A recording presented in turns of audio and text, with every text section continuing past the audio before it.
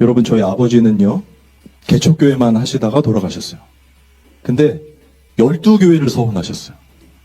그래가지고 다 하지는 못하고 4교회를 개척하셨는데 이 2교회는 어떻게 이렇게 성공하고 2교회는 실패했어요. 이 성공과 실패의 개념은 아버지께서 이렇게 80명, 100명 정도 되면은 저기 되잖아요. 독립할 수가 있잖아요. 자립할 수가 있잖아요. 그러면 다른 목사님께 넘겨주고 또 넘겨주고 이 사역을 하셨거든요. 그런데 이 마지막 2교회는 실패를 하셨어요. 그리고 그 마지막 실패 때 제가 대학교 4학년 때거든요. 그때 말씀을 좀 드리려고 합니다.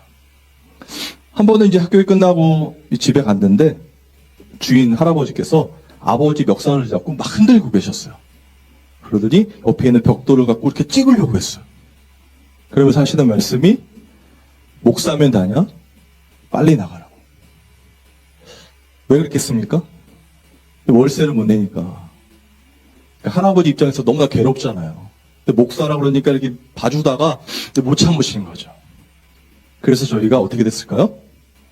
예, 쫓겨났죠. 그래서 그때 당시에는 이 상가, 옛날 상가 지하교회에 있을 때거든요. 근데 거기에 이 칸막이로 한 칸을 만들어 놓고 사무실을 만들어 놨었는데 저희 식구가 그 사무실로 들어갔습니다. 근데 저희 아버지 어머니 계시고 저 있고 그리고 제 남동생은 마침 군대에 갔고요. 그리고 여동생 이렇게 4식구가 이 칸막이 거기서 한 2주인가를 살았어요. 근데 2주 정도 됐는데 또 막 소리가 들리기 시작하는 겁니다.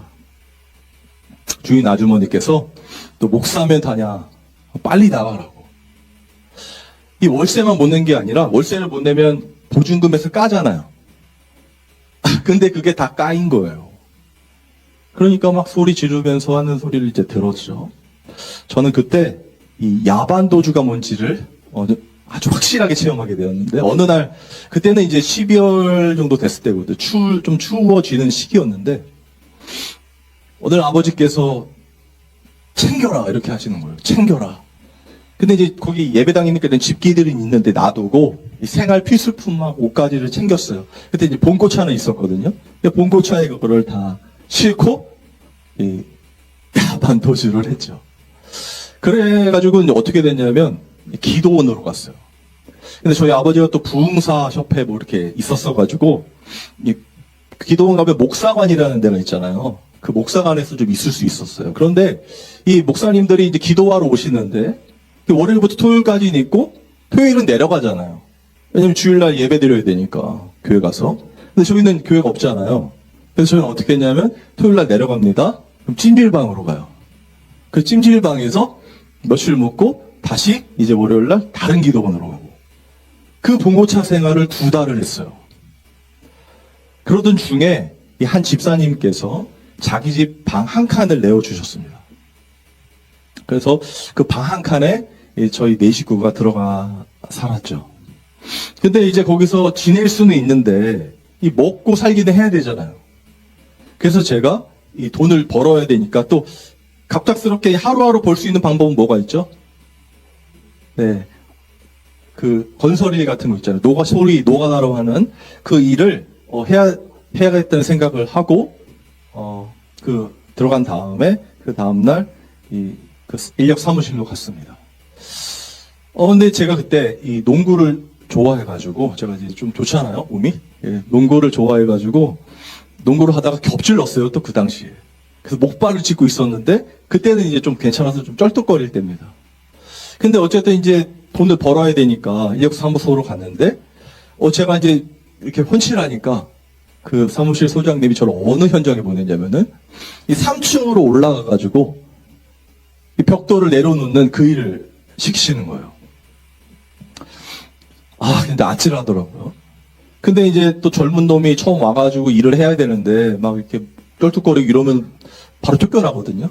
그래서 제가 죽을 힘을 다해서 안 아픈 척하고 그거를 다 했죠. 그리고 이제 끝나고 사무실로 돌아왔습니다. 돌아와서 이제 사무소 소장님이 저에게 이 돈을 주셨는데 45,000원을 주셨어요.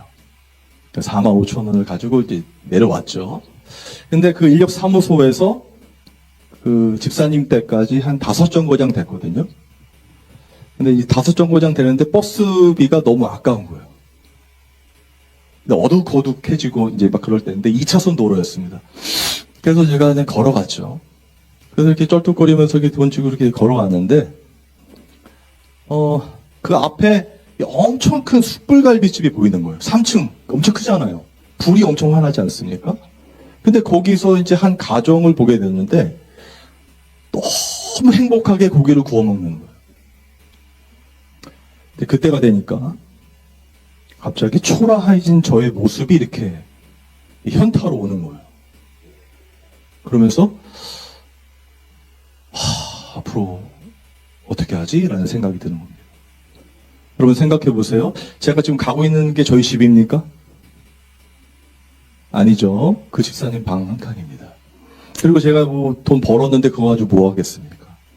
그리고 제가 다리가 쩔뚝거렸는데 그 일을 했으니 내일은 일 못 하잖아요. 그런 상황이 딱 현타로 오니까 너무나 괴로워가지고 막 마음이 막 쪼그라드는 거, 심장이 쪼그라드는 그런 느낌이었습니다. 어차피 걸어가고 있는데 뒤에서 버스가 훅 지나가는 거예요. 그 순간 제가 안 될 생각을 했죠. 저 버스에 뛰어들까? 이렇게 살아서 어떡하지 앞으로? 앞이 캄캄한 겁니다. 그래서 걸어가면서 이제 버스가 지나갈 때마다 지금 뛰어들까 말까, 지금 뛰어들까 말까 이렇게 고민하고 있던 중에 갑자기 기도가 하고 싶은 거예요.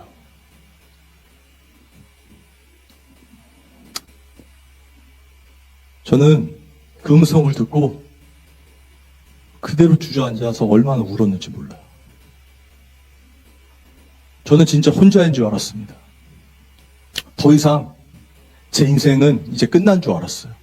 앞이 캄캄하고 하나님도 보이지 않고 저는 그냥 그렇게 죽을 수밖에 없는 인생으로 여겨졌거든요.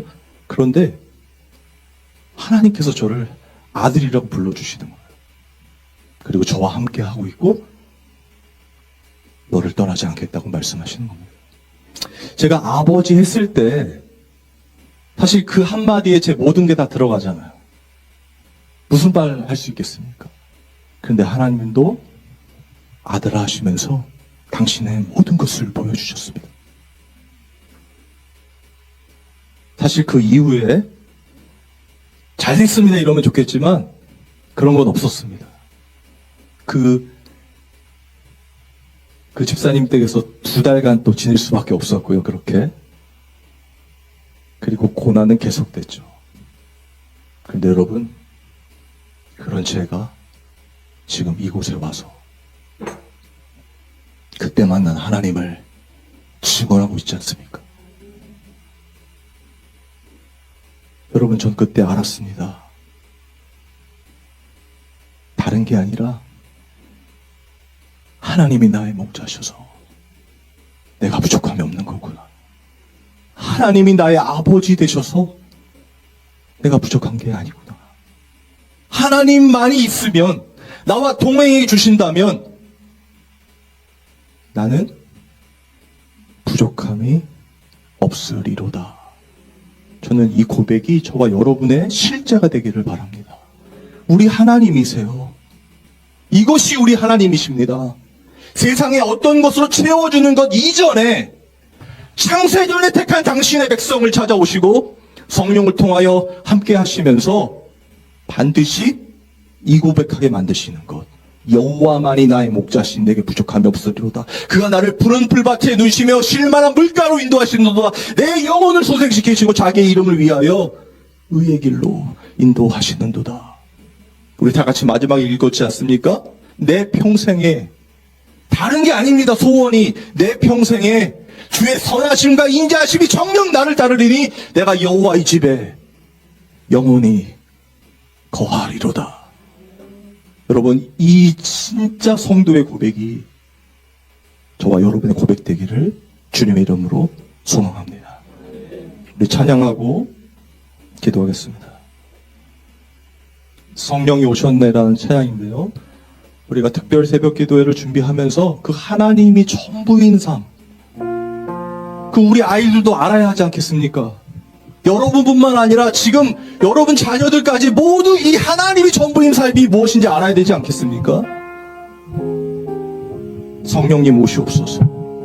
예수님 오시옵소서. 이 시간 먼저 우리가 은혜 받고 이 은혜가 흘려지는 놀라운 축복의 은혜가 있기를 바랍니다.